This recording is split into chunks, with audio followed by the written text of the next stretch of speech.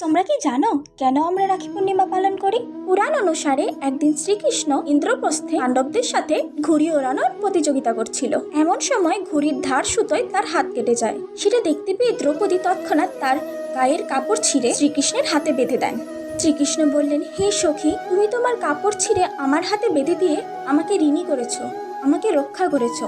তাই যখনই তোমার রক্ষার প্রয়োজন হবে শুধু একবার আমাকে ডেকো।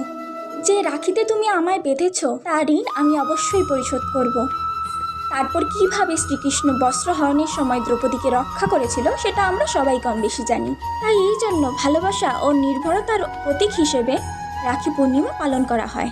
রাখি পূর্ণিমার সবচেয়ে ইন্টারেস্টিং ব্যাপারটা হলো এই বন্ধনটা রক্তের বন্ধনের চেয়ে ওপরে, যা ভাই বোনের পবিত্র সম্পর্কের শ্রেষ্ঠতা প্রমাণ করে। বন্ধুরা, কমেন্টে জয় শ্রীকৃষ্ণ অবশ্যই লিখবেন। রাধে কৃষ্ণ।